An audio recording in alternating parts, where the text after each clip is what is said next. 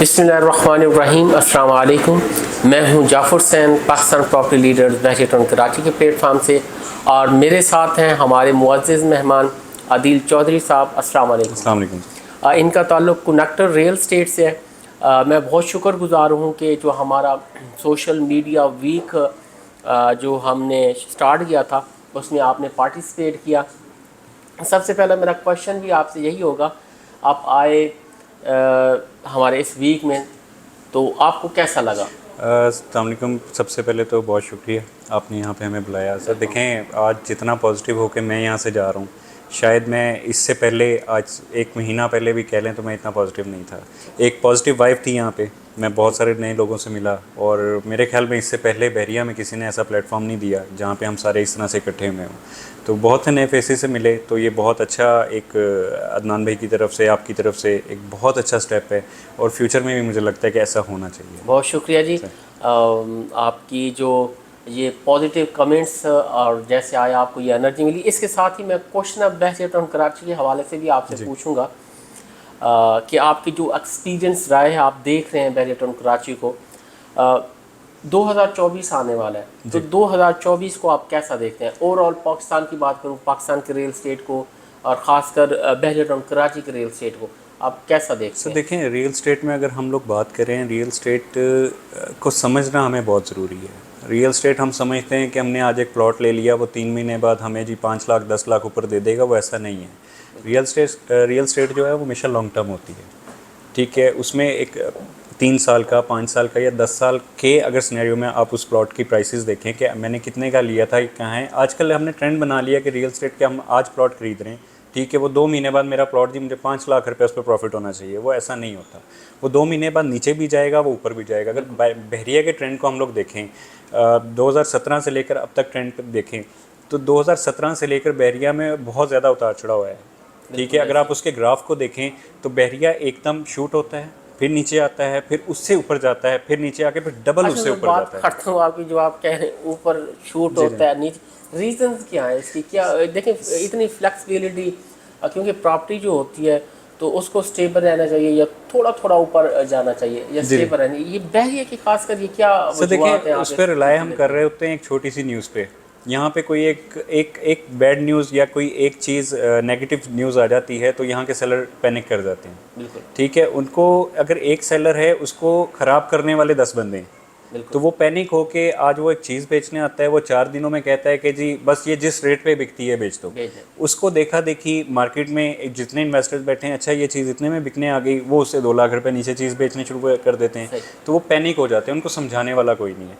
अगर देखें, हमने हमेशा कहा है कि खुदारा अपनी चीज़ को लॉस पे मत बेचें, उसको थोड़ा सा होल्ड करें, वो चीज़ आपको रिटर्न लाजमी दे के जाएगी। हाँ, ये बिल्कुल हम देखते हैं हमारे साथ ही हाईवे पे दूसरी सोसाइटीज़ भी हैं, क्योंकि जो दूसरी सोसाइटीज़ हैं उसकी निस्बत बैचेटन कराची के जो रेट्स हैं वो बहुत ज़्यादा फ्लक्चुएट करते हैं, डाउन भी जाते हैं, ऊपर भी।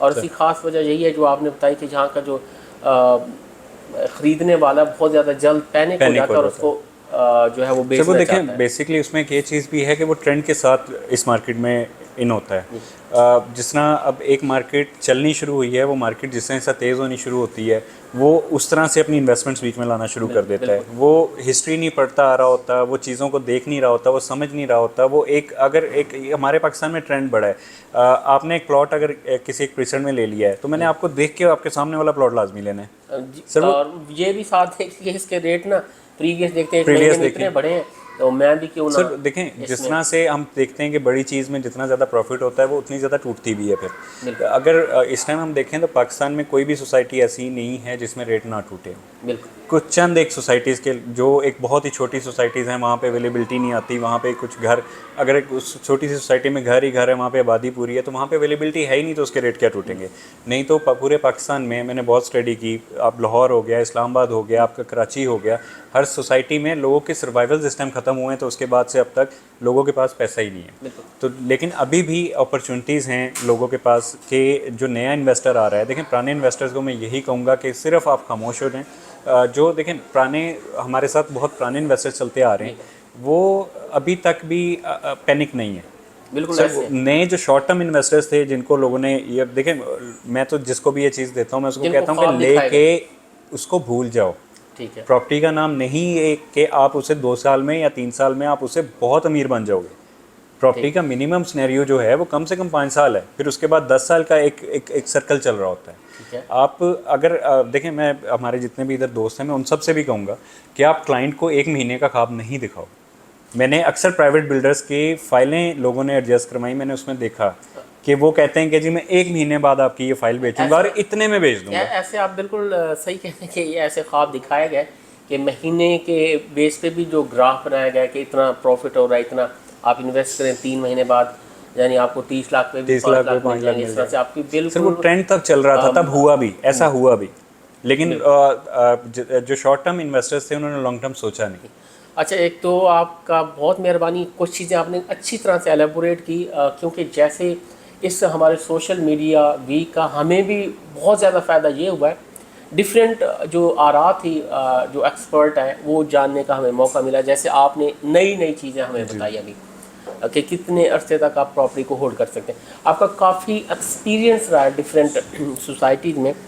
तो इस टाइम बहरिया टाउन कराची क्योंकि काफ़ी फल फूल चुका है, तो आगे 2024 में हम देखते हैं कि कौन से ऐसे बिजनेसेस हैं जो किए जा सकते हैं। मैं कहूँगा सिर्फ आप 3-4 के नाम ऐसे बता दें जो नाज़रीन हमारे सुनने वाले हैं, ताकि वो भी इससे इस्तेफादा हासिल करें। सर देखें, दूसरी सोसाइटीज़ की आपने बात की तो मैंने 2017 में बहरिया टाउन में पहला कदम रखा और मैंने 2017 से आज तक बहरिया टाउन में ही काम किया। मैंने किसी दूसरी सोसाइटी का कभी काम नहीं किया, लेकिन मैं स्टडी ज़रूर करता हूँ। ठीक, मैं यहाँ की सोसाइटी है, मैं इस्लामाबाद की सोसाइटी है, मैं लाहौर की सोसाइटी में उसे स्टडी कर रहा होता हूँ। वहाँ पे भी हमारे ही दोस्त हैं जिनके फेसेस हम देख रहे होते हैं, यूट्यूब पे देख रहे होते हैं, मैंने सुनता लाजमी हूँ।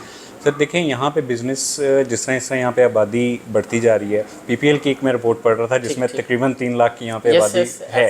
सर 3 लाख की आबादी के लिए यहाँ पे हमें बहुत ज़्यादा चीज़ें अभी की ज़रूरत है। तो यहाँ पे हम देखें, जो चीज़ अगर आप खुद भी देखें कि जिस चीज़ के लिए आपको शहर जाना पड़ता है, उस हर बिज़नेस की हमें यहाँ पे ज़रूरत है।